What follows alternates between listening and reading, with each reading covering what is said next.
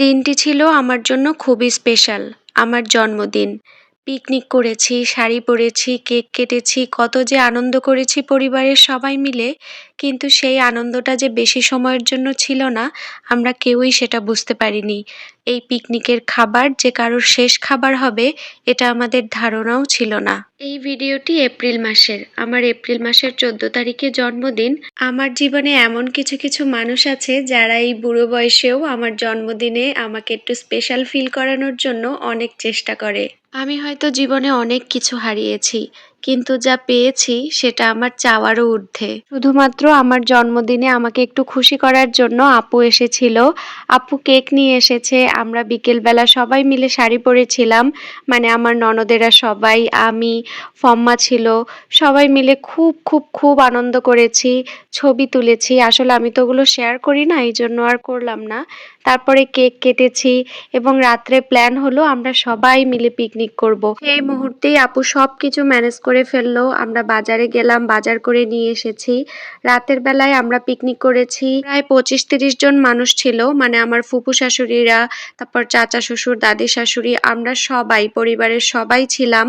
এত গল্প করেছি, মজা করেছি, বাচ্চারা এত মজা করেছে। আমরা কেউ ধারণাও করতে পারিনি আগামীকাল আমাদের জন্য এত বড় একটা দুঃসংবাদ আসতে চলেছে। এই পিকনিকের খাওয়াটাই একজনের জন্য শেষ খাওয়া ছিল। আমার ফুফু শাশুড়ির মেয়ে, মানে আমার ননদের হাজবেন্ড কাজ শেষ করে বিকেলবেলা আমাদের পিকনিকে জয়েন করেছিল। আসার সময় আমাদের জন্য আবার কিছু ঠান্ডা নিয়ে এসেছিল যাতে আমরা খাই। আমরাও মজা করছিলাম ভাইয়ার সাথে। সবকিছু মিলিয়ে ভাইয়া আমাদের সাথে পিকনিকে জয়েন করে, আমরা খাওয়া দাওয়া করি। কিন্তু পরের দিনই এমন একটা দুর্ঘটনা হয় যে ভাইয়া আসলে মারা যান। ভাইয়ার ছোট্ট একটা মেয়ে, মানে আমার ননদের হচ্ছে ছোট্ট একটা মেয়ে, 2-2.5 বছর বয়স হবে। এমন মুহূর্তে, মানে অ্যাক্সিডেন্টই বলবো আমি, পানিতে মানে কাজ শেষ করে গোসল করতে গিয়েছিল আর সেখানেই স্ট্রোক করে মারা গিয়েছে। এত মর্মান্তিক একটা মানে ঘটনা। আমি যে এই ভিডিওটা কতবার করতে নিয়েছি, কিন্তু এই ভয়েস দিতে গিয়ে দেখা গেছে আমি আর আপলোড করতে পারিনি। মানে কি বলবো, কিভাবে বলবো? বিষয়টা এতটাই মর্মান্তিক। আমরা কেউই আসলে চিরদিন বেঁচে থাকবো না। কথায় আছে না, জন্মিলে মরিতে হবে। তো যেহেতু জন্মগ্রহণ করেছি, মারা তো যেতেই হবে। কিন্তু এই যে মৃত্যুগুলো, এই ঘটনাগুলো এতটাই প্যাথেটিক।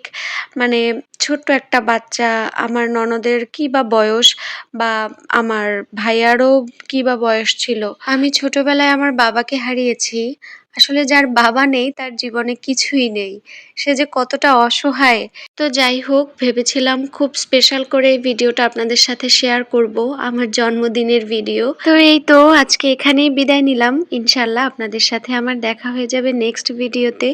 সবাই খুব ভালো থাকবেন, দোয়া করবেন আমার জন্য, আমিও সবার জন্য দোয়া করি। আল্লাহ হাফেজ।